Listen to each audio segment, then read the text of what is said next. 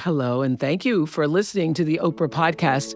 Hello to you watching on YouTube. We are diving into today healing relationships with our loved ones and the one that matters the most, our relationship with ourselves. It's the ultimate. I want you to welcome with me Dr. Thema Bryant. Can we just speak a minute about what betrayal does to the spirit? It's depleting, I'll tell you that much. You are not actually grieving the relationship. You're grieving your idea of what you thought the relationship would be. That is so powerful.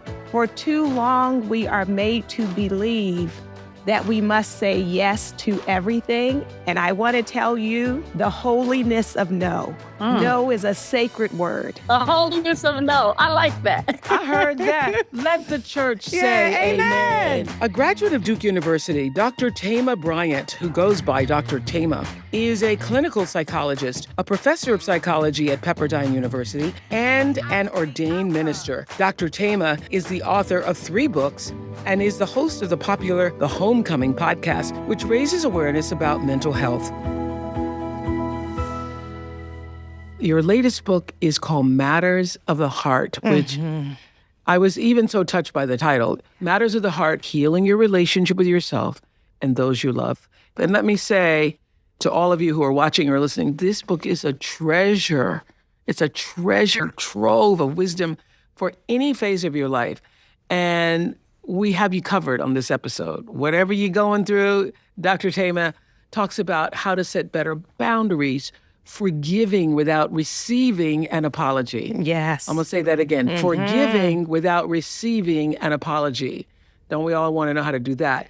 Investing deeper in your current relationships and releasing those in your life who just are not healthy for you, to let them, as Mel Robbins said I love that. on a previous podcast, to let them go. And you start the book with this. I love this so much. I come to this work as your facilitator, you say. Someone who has experienced living with a full heart, living a busy life with a neglected heart, going through the deep sea diving of living with a broken heart, and tenderly and compassionately healing my heart. Why did you need to heal your own heart?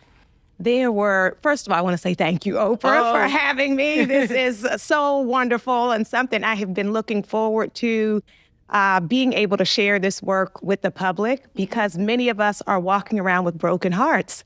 And I like to say my understanding of healing my heart is not just from doctoral studies or reading books, but having lived it, so to know firsthand that it's possible to heal our hearts.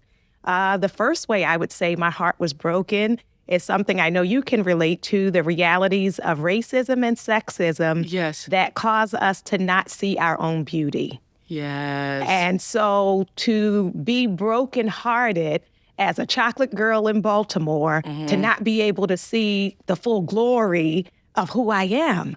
And so I had to heal my sense of myself because of all of the messages that bombard us very early to say that we're not enough. And then moving further along, while I was in high school, my father was elected to be a bishop in the AME church. We moved to... Can I just stop everybody right now? Because I have known you since you were a little girl. That's right. Because Bethel AME Church, y'all, in Baltimore was the center of our, not just the city, but the spiritual culture for the city. That's right. And when I first moved from my father's house in Nashville and moved to Baltimore, the first thing he said to me was, find yourself a church home. And Bethel became my church home. And I used to come to 8 o'clock service. That's right. Because you couldn't get in at 11 o'clock service. I used to drive all the way from Columbia, Maryland, and I would be mesmerized by your father and your mother. Yes. And both. your mother. Thank you. Yes. Thank you so much. And you were just an itty bitty. I was a little bitty. That's why, 7, 8 years old, seeing you, and we would see you on the news. Yes. And then see you at church, which is such a great example for us to know what's possible. Wow. That this reflection is more than attainable. Did I ever tell you this? That I became a tither at Bethel. It became my stabilizing force, being a 22-year-old girl moving to a city and not knowing anybody. That was not just my church home, it became my home, my community, my people. Wow. It was everything for me. It is everything. Community is so important for us healing. And so that was a part of when we talk about like the broken heart. Yes. When I was a college student at Duke University, I came home to Baltimore for a visit, and a member of our church sexually assaulted me. You talk about heartbreak. Yes. Heartbreak. It is that break of trust when you think you're safe in someone's presence. Absolutely. Or we assume, if you're in a faith community, everyone is going to be caring and loving. And so that was like a disruption. I'll say before that, I was a straight A student. And for the first time, like I couldn't focus. I couldn't concentrate. I had to go speak to a dean. And there was one Black dean at Duke University who had the same last name, Dean Bryant. And I just came to her in all of my despair and had to heal my heart. So this has been a long journey up until this year, this past year, the passing of my mother. I know. Right? Mm-hmm. Which is another heartbreak. But I love what you shared in a prior episode of they never leave us. They never leave us. And I definitely feel her presence today, every day when Can't I'm you there. feel it even? It's different. Yes. It's different. Yeah. But it's there and it's real. She's there. Yeah, so that feels good. In chapter 1 of Matters of the Heart, you reinforce for us the importance of self-compassion, and you define it this way. To be compassionate toward yourself means, I love this, you've created space for the fullness of your complex identity and your complicated life, including your fractured heart. The aim is to be able to look at yourself with honesty and appreciation. And the reason why it stopped me in my tracks, because I thought, wow, so many people are walking around with fractured hearts. Yes. We have so many layers and parts of ourselves that we discard or that we hide because we desire to be acceptable. Yes. So it's like, what part of me did I tuck away in order for other people to give validation or approval? Yes. And so gathering those broken pieces so I can be wholly me. And the essence of Matters of the Heart, may I share with you all, is that you got to take care of yourself first. You got to practice compassion for yourself first before you can begin to give it to other people. And what is the best way for people to practice self-compassion, Dr. Thema? Yeah. A big part of it is self-acceptance and recognizing you can feel more than one thing at the same time and you can be more than one thing at the same time. Sometimes we don't give ourselves grace because we have this idea of perfection that doesn't leave room for our humanity. So I can have compassion on myself. I say, if you look far enough back at your story, your dips and dives and falls make sense. Sometimes we don't look at ourselves in context. So we're like, why did I do that? Or I'm so stupid, or what's wrong with me?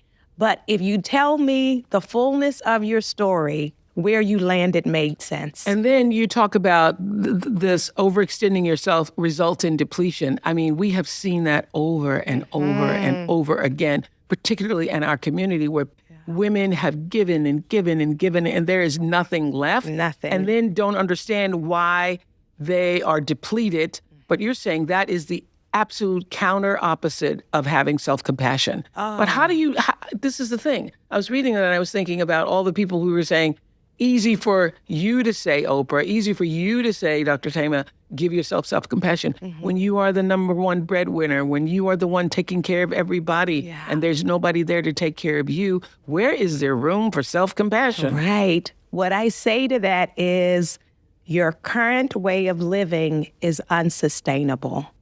And so we self-destruct.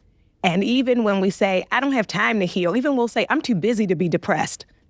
Well, depression will catch you no matter how busy you are. Yeah. And so what it becomes is it's necessary for us to train our eyes to see the ways that it's showing up. So it might not look like, so for example, with Black women, sometimes our despair shows up as irritability.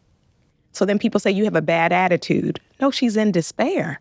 But if I am harsh, if I am hardworking, if I'm a workaholic, if I'm a perfectionist, if I'm busy all the time, other people will celebrate that, but I'm empty on the inside.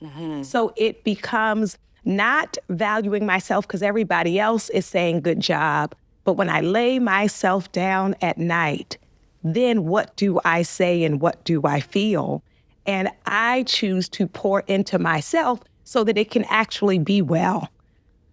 So what should you be pouring? Should you be pouring prayers? Should you be preparing, pouring in silence? What should you be pouring in? Yes. Yeah. So there are Because I think so many, and we're speaking to all of you who are just overwhelmed. You're overwhelmed and depleted. Yes. So one of the things that we pour in is rest and stillness. And many of us don't know how to be still. And we will say to ourselves, I don't have time to be still. I don't have time. Right? I have to do a million things. Right. And the reality is that if we don't stop ourselves, our bodies or minds will stop us. And that's what we see happen time and time again. Bodies meaning illness. Yes. So we get sick. And we know, one of the things the research shows is the way our autoimmune disorders and systems for women, when we suppress our anger, we suppress our feeling, we neglect ourselves, and it shows up in the body. And so then, now you have to be still. Now you have to be still. I know. Right? I heard another scientist say, the sickness often is your body's way of saying, time out, I'm done. I've done. I don't have anything else to give. Yes. And then it shows up in our minds and our mental health. Yeah. So you mentioned prayer, and our spiritual practice is important, and it has to come from an authentic place. Right. Sometimes we're doing public relations in our prayers, like these and thous, and we want it to sound holy. But in order for it to be effective, it has to be honest. Yeah. Right? And so for us to be true in our prayers, and I'm going to say even for meditation, and some people say, I don't know if meditation is against my religion. Being still and silent is against your religion. So for us to tune into our breath and into our bodies, and then our food affects our mood. And so what do I nourish myself? And I like to say, I'm eating this because I love myself. Yes. I'm eating this because I want to live, right? And so then feeding myself loving relationships. I think one of the things that I really appreciated about Matters of the Heart is that it's not like flipping a switch and all of a sudden you're going to do everything. It's about taking small steps. That's right. To begin to see yourself differently so that you can then actually know and acknowledge what it is you need to begin to take care of yourself. Because I think so many people haven't even asked themselves the question, of what they actually need. And I want to also say for us to have compassion means when I get it wrong or when I fall off the track, I don't say, well, now it doesn't matter. Like everything is ruined. Right. It's I start again. I begin again. I'm so happy that there's so many people here who are interested in the healing process, because we heard a lot of people who are in need of improving themselves, some who are joining us on Zoom today. Averee is one of those people. Averee, I hear you're 27. You recently moved to Colorado for a fresh start after experiencing a betrayal, the kind, we keep hearing about, more and more about. Betrayal leaves you devastated, doesn't it, Dr. Thema? Can we just speak a minute about what betrayal does to the spirit? Yes. It's depleting, I'll tell you that much. But hi, thank you for having me. Lovely to see you both. Yes, I just moved back to Denver. I'm originally from Colorado after a pretty depleting heartache. And it was about 2 years ago on the dot. So I'd say we're on the up and up for sure. You're on the up and up. Okay, what did you want to ask Dr. Thema? So I guess my biggest thing is after you go through a heartache, I lived with my ex. We were buying a house together and we were together for 3 years. And when I found out that he basically had a whole other girlfriend. And how did you find out? Was it through phone?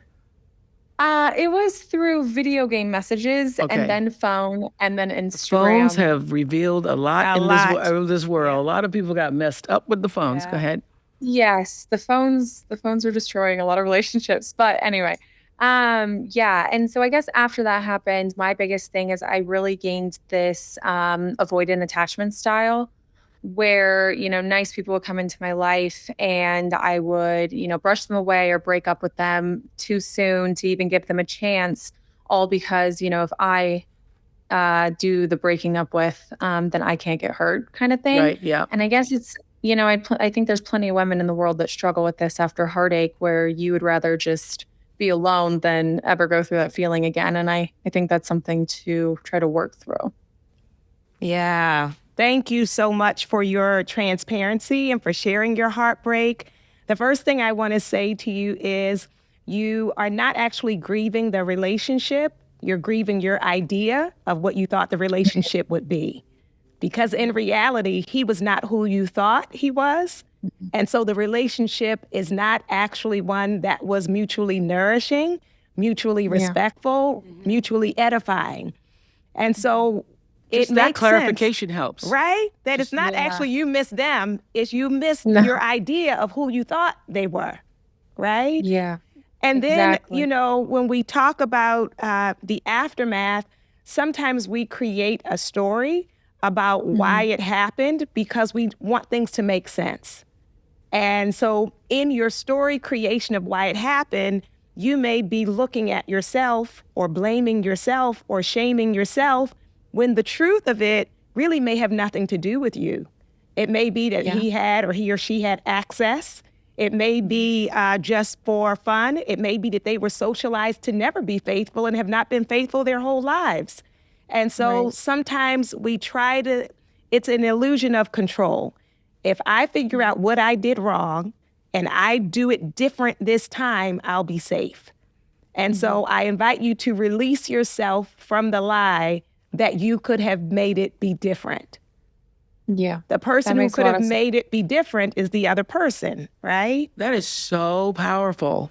Yeah. And what's I could see that hit you and you landed is that you realize in that moment that Dr. Thema was talking that you are grieving the idea that you had of him because who he really was, who he really is the guy who betrayed you. Right. Yeah. And, when you're working through those feelings, you can go to therapy every single day, but you're still like, what could I have done differently? Like, why did this happen? Not one thing. And so we desire, we desire the control. And let me say, the part of you that was immediately like, I don't want relationships again, is actually a healthy part. It's good to be still after a breakup. Sometimes people jump right out there and they go pick a new person, different name, different face, same personality, same cycle. Yeah. So it's an indication of healthiness to pause. And then it's an indication that you've started healing when a part of you now desires relationship again, right? Because before you didn't want it. Now you're like, maybe it would be nice. So that's your heart starting to open back up again. And to not sabotage it. I know when you talk about running, especially if you are feel moved by them because it doesn't feel safe. But while part of our healing happens individually, like by ourselves, and part of it happens in therapy, a part of your heart's healing will only take place actually in healthy, loving relationship. That's when you will really grasp some of the triggers to learn how to show up and not run. It's going to happen in that process. And so giving yourself the patience and permission to try again, to not let the ex rob you of the realities of love. Right. No, that's so powerful. Thank you for saying that. I agree with that, where it brings out the triggers in me when I am talking to someone that's very healthy. And so it's just healing your heart and working through that together if they're willing to, or doing the work on your own. So I appreciate that. Averee, the fact that he cheated on you with those eyes that match your sweater, I don't even know what to say. I don't even know what to say. Coming from you, that really makes my heart melt. I want to say bye, boy. Boy, bye. Yes. Okay? That is the truth. Thank you so much, Averee. Thank you. Thank you. Have a great rest of your day. I love the fact that you say it matters of the heart, that you have a whole chapter, actually, that experiencing infidelity, which, Averee's been going through, and grieving this past 2 years is really a form of loss and grief and trauma. That's right. It's not just infidelity. Yeah. It is a major thing to be betrayed. And a part of our healing, community is so important. And so that's one of the things I love about you and Gail sharing her journey of what a difference it made for you to show up as sister, as both truth teller, but also with that compassion. Because when we're in those moments, we need to be reminded who we are and reminded of our worth. And so what better people to do that than people who genuinely care about you? Absolutely. You need somebody there to tell you the truth. That's right. Yes. So that you don't end up with the lie of, I'm worthy, I'm not attractive enough, I'm not interesting enough, all of the lies of not enoughness. Yes, yeah. And the level of betrayal sometimes is so, profound that you're just like, girl, please. Yes. So it can disrupt your life of how you thought your life was going to be. You imagined a future with this person and felt secure in that. And so a part of it is what you think about, not only in terms of the other person, but your picture of yourself. And so one of the things I like to shift for people is not thinking about the ending of all relationships as a failure. Some people are like, oh, it failed.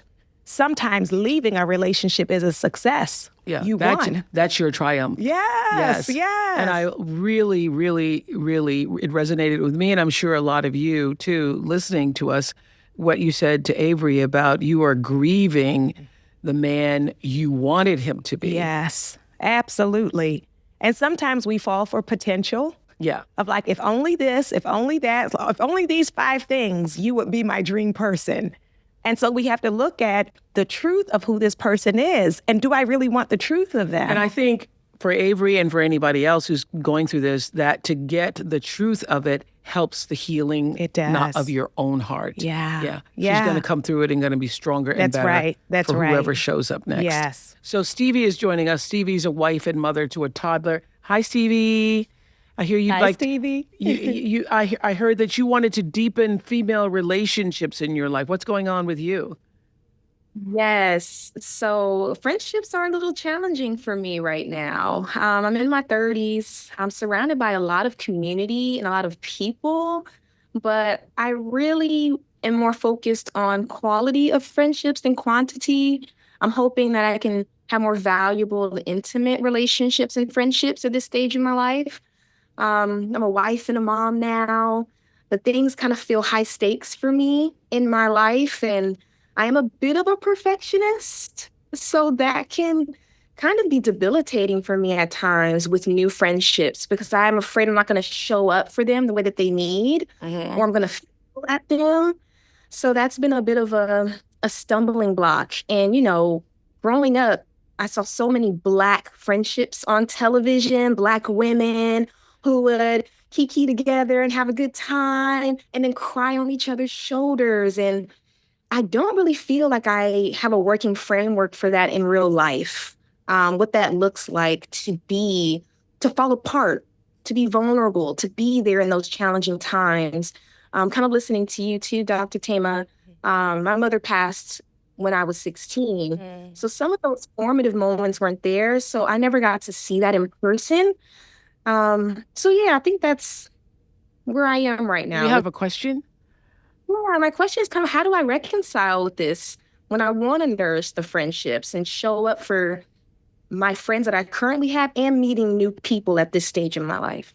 Yeah, thank you for the question. And the first thing I want to speak to is the younger version of you and that part of you who has been disappointed, the part of you that was not chosen, the part of you that was not embraced, the part of you that has never been sistered, the part of you that misses being mothered, the part of you that feels you have to be perfect and that people will abandon you or leave you or reject you if you are not perfect. And I want to say to you that that is a lie, that you are worthy of friendship, that you are worthy of sisterhood, and that real sisters do not require your perfection, and they will meet you where you are. And so instead of hiding or being afraid, to consider what it will mean to be known, to be seen, to be heard, to be validated, to be celebrated, to be appreciated, there are women in your city waiting to sister you. There are women in your city waiting to sister you authentically. And so what happens is our anxiety causes us to isolate and to hide and to block our blessing. And so you affirm to yourself, I will not block the love of a sister that is trying to find me. And I will not have to be perfect for them. You know, with strangers, we have to do public relations. How are you? I'm fine. How are you? I'm blessed. I'm better than blessed. But with my sisters, as you said, I can unfold and say, you know what? I'm tired. You know what? I'm confused. You know what? I'm fed up. And so that is what your soul desires. So I'm so glad by you questioning it, it means you're ready. It means you're ready to stop fighting it, ready to stop running from it. You're ready to receive it. And so this is your season for that. Wow. Preach this evening. Whoa. The fact that she is questioning it, it's just like you said to Averee before, the fact that you're now thinking about, now maybe I'm ready to be interested in somebody else, means the healing has taken place. Yeah. So the fact that you are in this space, isn't that a wow, aha for you? The fact that you're in the space of asking the question means that you are spiritually, emotionally, psychologically getting yourself ready for this season that is yours to come. And I want you to know transparency is contagious. So if you meet people and stay very surface about brunch or about shopping, that's where it will stay. But as soon as you deepen it, there are people who will meet you there at the level of your depth. And then they'll say, me too, me too. So be open to it. But then as you're connecting with people, let them actually meet you, not a performance. Wow. I love it. Thank you. You are so welcome. I'm excited about seeing you and your girlfriends. Yeah, I'm really excited for you. Yes. I'm excited for you. Thank you so much. Thank you, Stevi. I could see that message from Dr. Thema just blessed you right now. And all of us who are able to witness it feel the blessing. Yes, thank you so much. It really Yeah. Go with it. Yes. Go with it. Thank you, Stevi. Thank you. We have, you did that thing right there. That was so excellent. Thank you. We have Nastassja joining us from Chicago. Hey, welcome. Hi, how's Chicago? Where are you? So I'm in a south suburb of Chicago, Homer Glen near Orland Park. Okay, I know where that is. And I hear after 15 years of nursing and caring for others that you have now come to a revelation about yourself and the matters of your heart. Tell us what that is. What happened? Yeah. So thank you, Oprah and Dr. Thema, for having me here today and really this platform, this podcast. So I'm on an emotional healing journey with myself. I became a teen mom at the age of 16. And while my daughter, Caitlin, was an absolute blessing, she literally saved my life because I was on a bad path as a teenager. But I, struggled with kind of my sense of self-worth and trying to prove myself, kind of trying to beat that stigma or, that being another statistic in terms of a teen mom. So I really just pushed myself into my nursing career, working full time, going to school, going all the way to the end. I got my terminal degree, my doctorate in nursing, which I'm extremely proud of. But in that process, I neglected the people that mattered the most, which was my family. And I remember this aha moment, as you say, Oprah, where husband Dale, who's an amazing man, and we speak to each other from a place of love and honesty, he said to me, I feel like you treat your patients better than you treat your family. And it was in that moment that I was like, oh my God, I am pouring so much into others and service that by the time I come home, I'm empty. And I am not showing up as my best self to the people that matter the most. And so it was really hard, but I decided that I would make a career shift so that I could give to these non-professional aspects of my life. But then I found myself in another predicament. I was in this identity crisis. For 15 plus years, I've been a nurse. I've been a nurse practitioner. But now that I'm not in that role and I'm not directly doing that, it was kind of like, who am I? Who is Nastassja? Yeah. Yeah. Thank you for speaking this truth. And for many of us, achievement is easier than relationship. So even though you worked hard to get your doctorate, that was actually easier than showing up in that personal space. It's very by the book. I memorized the terms, I apply the terms. Yeah. And it's so interesting you saying that, because I noticed this with a lot of my daughter girls who come to school from South Africa to go to college here, where achievement becomes the thing. Yes. Achievement becomes their identity. Achievement, I had one of my daughter girls who's now a doctor at UPenn, but went to Spelman, graduated summa cum laude, got 1B and fell apart over 1B because the identity was, I'm a straight A student. Yes. Because I said, it's a B. And she goes, but I'm a straight. That's my worth. That means I'm good. That's right. And so what I have found with a number of my girls is that because so much emphasis has been put on the academics and achieving and being success, and you're the first in your family and all of that, they're not as good with the relationships because all the energy goes into making yourself the successful person. You know? And I wonder, what is the lie that you were told or that you believed about teen mothers? Yeah, I just remember, going to pick up my daughter, right? And they'd be like, where's Caitlin's mom at? And I'd be like, I'm here. They're like, no. Where's Caitlin's mom? And I'm like, it's me. I'm here. And it was just like, I guess, not being seen. Yes. Or not even being, thought of that this is the person that is raising this wonderful human being and like doing everything in her power, working 2 jobs, going to school, staying up late at night, just to provide a better life for her. Yeah. So I think that's where it felt like I tried to prove that I'm worthy enough to be there. That invisibility, and I'm going to say the relationship that led to the teen pregnancy. Let's just pause there. So that relationship, and then people's response to you of not seeing you as a capable mother, just ruling you out, eliminating you because of your age, that you have been chasing enoughness since then. And that's been many, many years. And so now what has happened is healing and ease feel uncomfortable to you. That's why you think you're bored. That's what ease feels like. It's not boring. It's not boring. Ooh, high five yourself. Yeah. I know that hit a nerve right there. Oh, when you were talking about being still and pausing, I have had the hardest time being still and pausing. And you would think that'd be easy, right? I'm going to leave my career that's so demanding. I'm going to switch gears. I'm going to be home more. And I can't be still. Yeah. Because everything you've been running from all these years shows up in the stillness, shows up in the silence.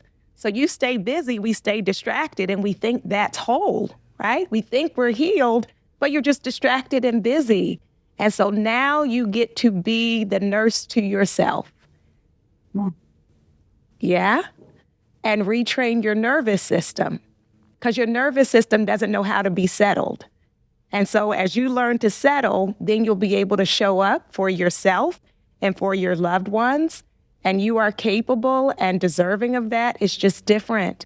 So the same way you would be patient with a new nurse is how we have to be patient with ourselves, because this thing is new, but it's doable. And you and your family deserve that. Wow.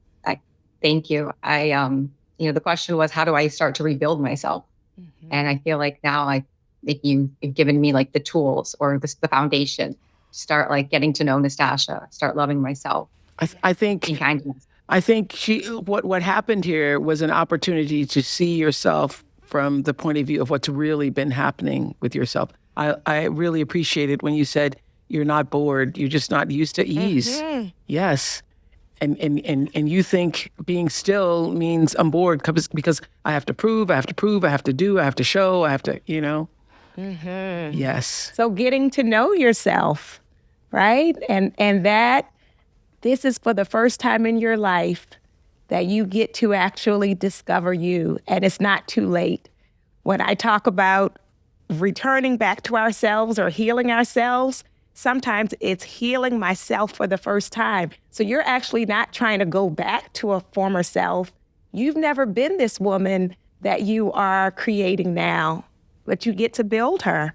How beautiful. I'm so glad this is on tape because you're getting so many ahas so quickly that you're not even going to remember everything she said. I can see you're like, okay, what did she just say? What did she? Okay, yeah. It's all on tape, so you don't have to write it down. But I can see that it's hitting you. Like you're like, huh?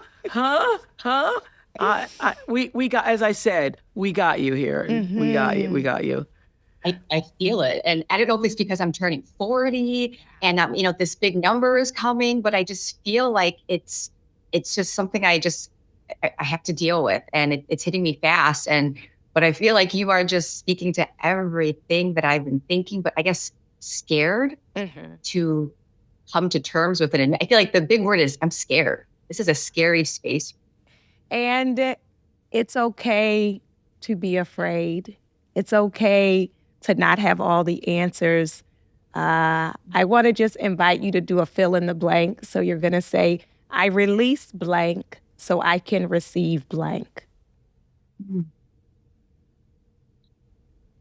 I release this pressure to be perfect so I can be worthy and acceptant of myself and love myself. Well, I want to say you already are worthy. You already are worthy. Already. But that you can be open to accept your worthiness. Yes. That's what you want. Yeah. Receive the truth of it. You want to be open to accept your worthiness because you have refused to see your value and your worthiness. And all of this happened in one Zoom call. This is an amazing thing. This is what happened to you today, Nastassja. Thank you so much. Beautiful. Thank you for having me. This has been fantastic. Thank you so much. Bless you. Lots to think about. Thank you. Thank you. Yes, thank you.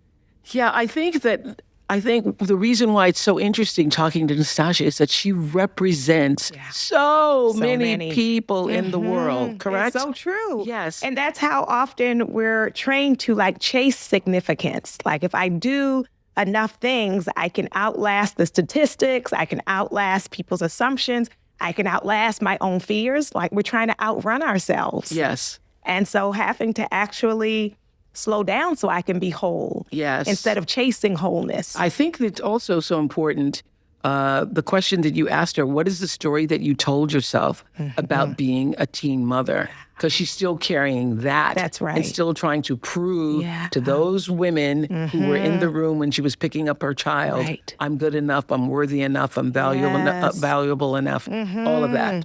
And so then your armor becomes like your resume, right? She got the degree, she got the position. And so now you're saying, if I lay down my armor, how will I know I'm enough, right? How will I know I'm worthy if you strip these titles from me? It's like the first time when I first moved to Los Angeles, I moved here without a position.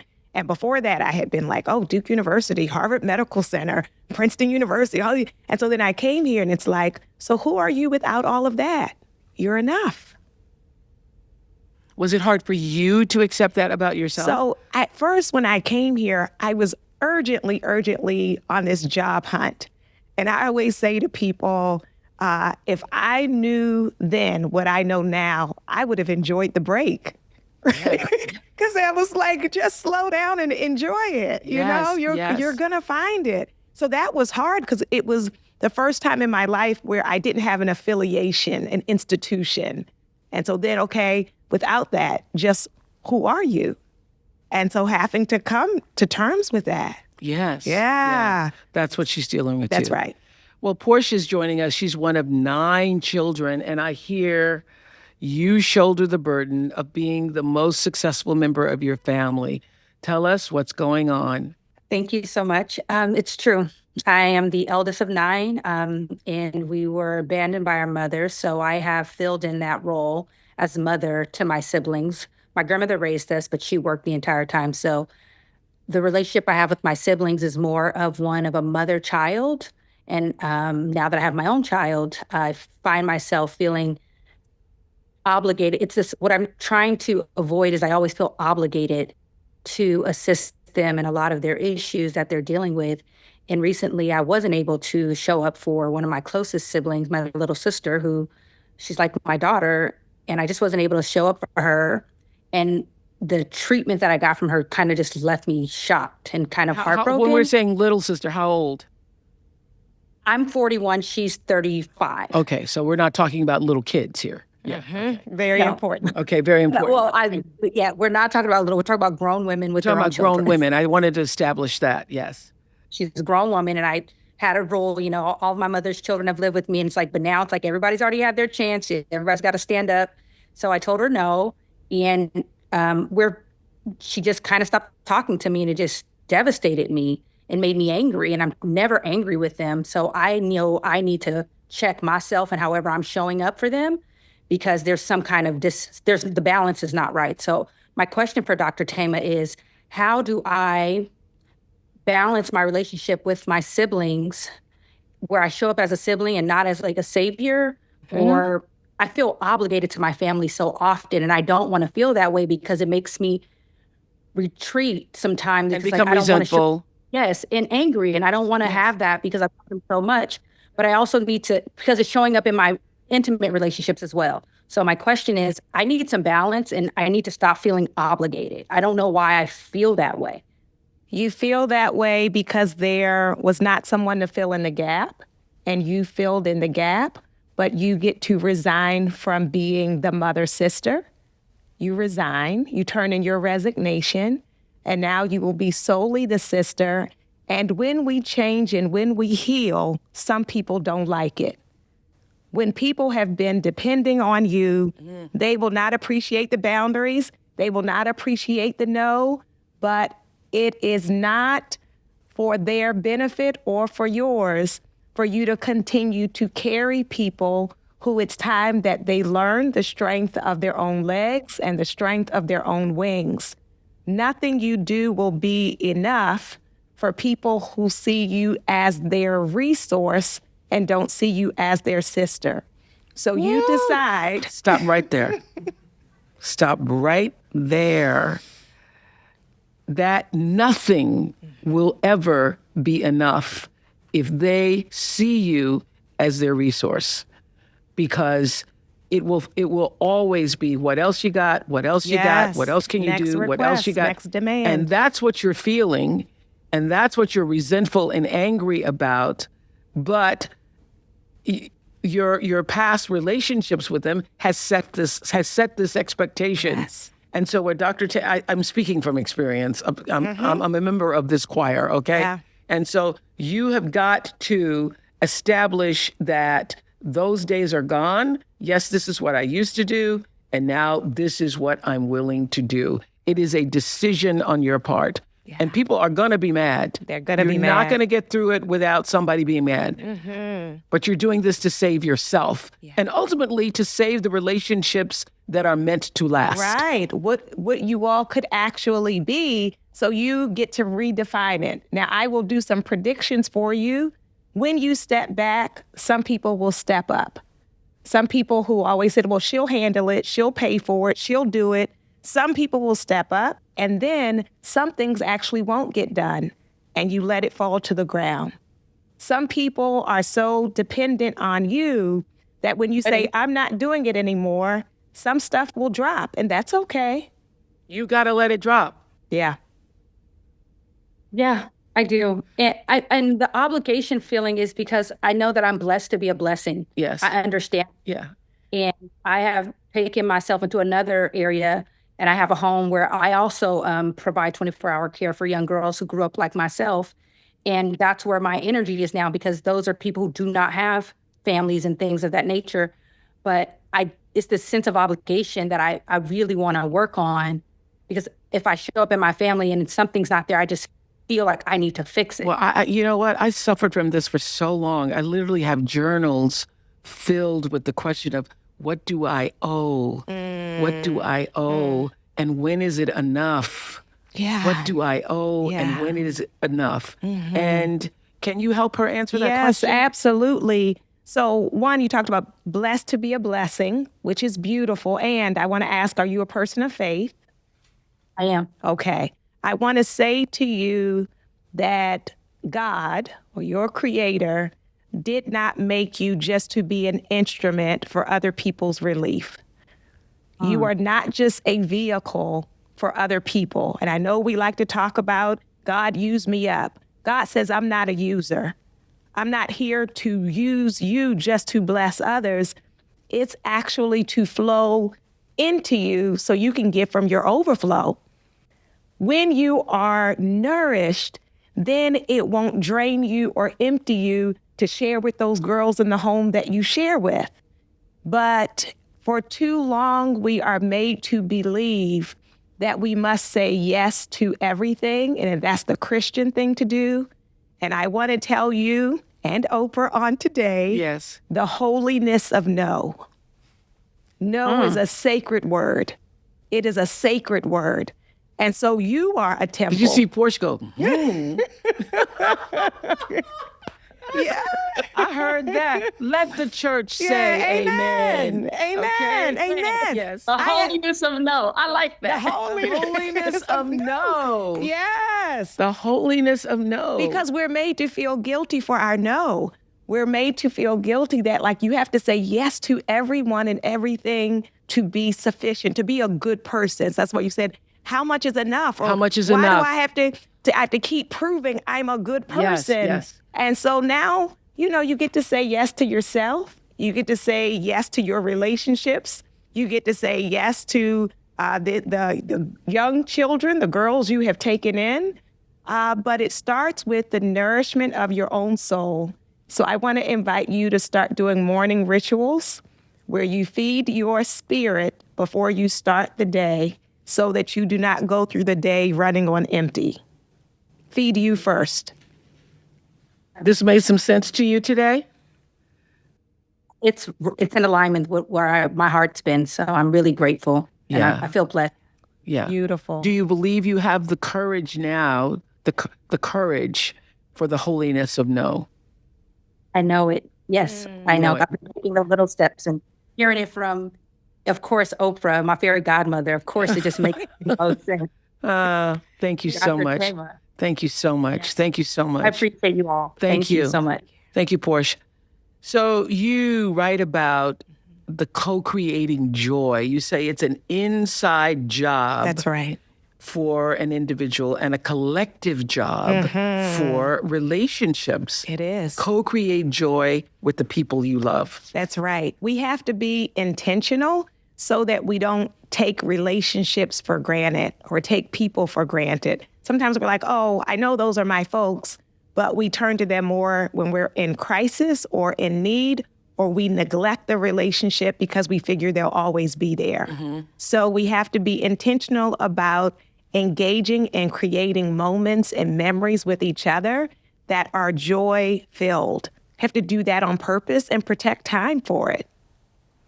Well, this is the thing. You're a therapist. You're a professor. Yes. You're a minister because you have preached here today. All right. Yeah. How do you describe a life well lived, a well lived existence? And what are the guideposts? What does a meaningful life look like when you're operating for matters of the heart? Yes. Yeah. So for matters of the heart, I have to connect it to my first book, which is Homecoming, because living for me a well-nourished life is being at home with yourself, being rooted and grounded from the truth of you. And my dear friend and colleague, Dr. Shelley Harrell, describes it as soulfulness. That if I live from a soulful, authentic place, then I am fully alive. And being fully alive and showing up means that I have love for myself, that I have love for other people, that I let that guide the ways in which I show up. And I also, there is fruit to my soulfulness. When I am living from an authentic place, there is impact in the world around me. And so where's your fruit, right? If I'm living rooted and grounded in the truth of who I am, and that fruit is not a fruit that drains me or depletes me, when I'm living my path, that actually renews me and restores me. And so that's the gift of it for me. And my fruitfulness and my soulful living won't look like somebody else's. It's like I meet some people and they say, oh my goodness, you're a trauma survivor and a trauma psychologist? That must be so draining. And I say, no, this work leaves me in awe. Like I'm inspired to be able to walk with people through that like healing process. But for somebody else, it would be draining. Some people who work in a corporate space, they get fed by it because they're called to it. Other people are like, I couldn't do that work, right? Mm-hmm. When you talk about doing like all these interviews, for some people that sounds like, oh my gosh, you have to talk to people all day. And you're like, that's my life. That's energizing, my soul. stimulating for me. Yeah. Yes. Yeah. So live from a soulful, authentic, true place and in a way that it is regenerative, right? That you are fed even as you pour. Ooh, I'm going to end on that. You are fed even as you pour. Yes. Thank you, Dr. Thema Bryant, for what feels like sacred wisdom. Well, you come at it naturally, okay? And I thank you to all of my guests today, Nastassja and Stevi and Averee and Porche. I so appreciate each of you bringing your whole heart to the conversation about matters of the heart. Dr. Thema's book is called Matters of the Heart, Healing Your Relationship with Yourself and Those You Love. And it's available anywhere you buy books. And Dr. Thema reads the audio version herself. Yes. So it's like having an ongoing podcast with you. And those of you who want to subscribe to the Oprah Podcast on YouTube and follow us on Spotify, Apple Podcasts, or wherever you get your podcasts, and don't miss a week. Go well, everybody. Thank you. Thank you. Thank you so much. Oh, I'm Preach so... it today. Hey. And I have to preach it. Yeah. You can subscribe to the Oprah Podcast on YouTube and follow us on Spotify, Apple Podcasts, or wherever you listen. I'll see you next week. Thanks, everybody.